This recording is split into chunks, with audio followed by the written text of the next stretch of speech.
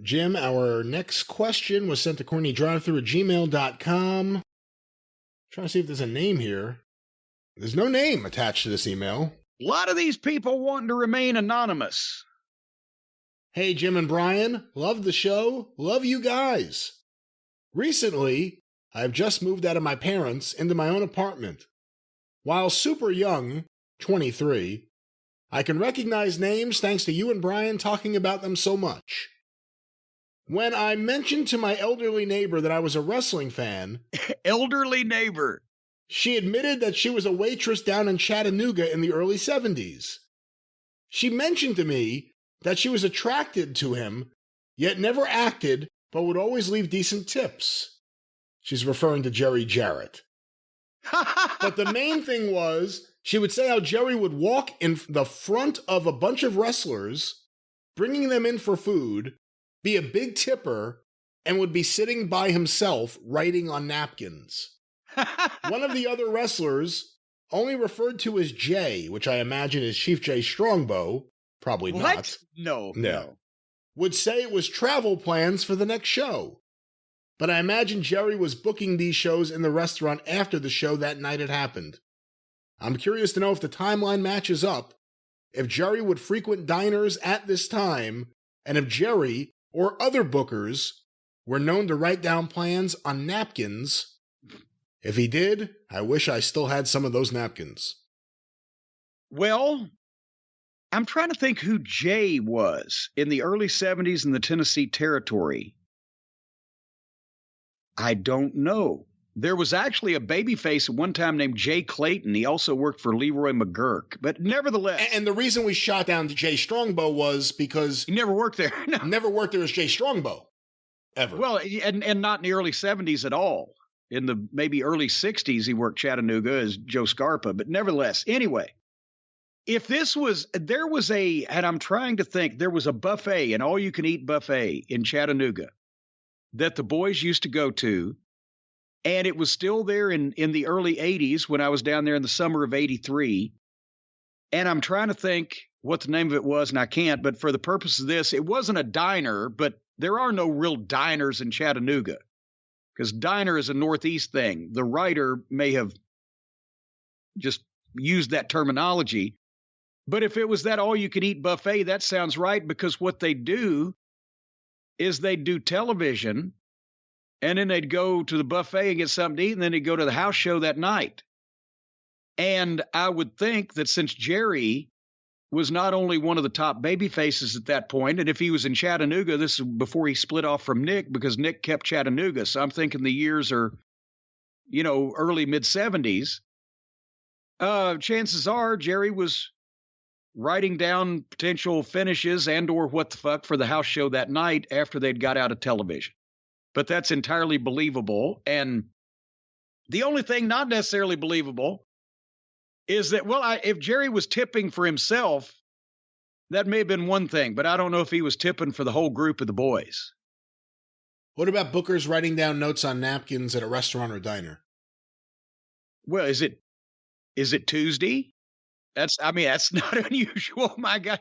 That's what people have told me. Heyman pretty much had every ECW television that he ever did written out on the backs of scrap envelopes and pieces of paper shoved in his pocket.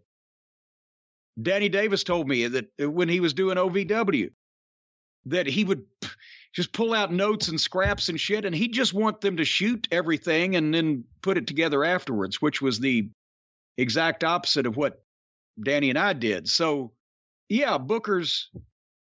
I write everything on multiple pieces of paper and kinds of paper, whatever. Also, I just correlate it all before I get to show it to anybody. But yeah, that's nothing unusual. That's almost exactly what Jerry was doing. He wasn't writing letters to the goddamn editor. All right, well, if Jerry was sitting there in the diner in Chattanooga taking notes, and perhaps he didn't want to be disturbed by all the wrestlers, maybe he could have listened to some music with some earbuds that would stay in his ear while he listened to that music. You know what the problem with that is, don't you, Brian? They didn't have earbuds in 1973. But in 2022, they got earbuds coming out of your ass. Also your ears. But you know what won't come out of your ass or your ears? is Raycons, because the Raycon wireless earbuds will not fall out of your ears no matter what you do. We've talked about the many things you can try to do to people. It won't knock the Raycons out of their ears. And also, the price will not come out of your ass, because the Raycons, you get the same quality audio as the other premium brands, but at half the price. Folks, again, these things are so comfortable and they will not fall out. They got 3 sound profiles, so you can match what you're listening to, whether it's rock or rap, or talk, or whatever the case. They've also got the noise isolation and awareness mode settings, so you can either choose to be isolated in sound or to be able to hear your surroundings when you want to, not when your wife is around, but when there is an oncoming train beating down upon you. And you throw in the 8 hours of playtime, the 32 hours of battery life.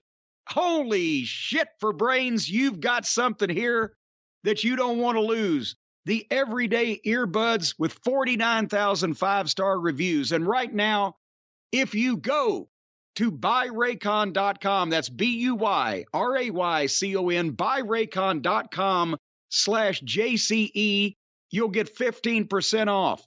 Not just one pair, not just anything. Buy anything at buyraycon.com/JCE, and you're going to get 15% off. I would get 5 of each if I were you, but that's just me. What about you? I would probably get at least 6 of them. Well, in that case, I'll get 7. It wasn't a competition. I have multiple people. I have multiple people who need them. Well, I'll find some people and hand them out. Who? You know, these things, have you heard about how the Raycons last? They're so durable. They're built to last. You've heard stories about a set of Raycon wireless earbuds falling 3 stories. And once the mortician dug them out of the guy's ears, they still worked. You can get them lost in the rain. You can leave them out in a snowstorm. They will still work. You'll be in bad shape. Chances are they'll be doing some sad singing and slow walking over you, but the Raycons will be fine.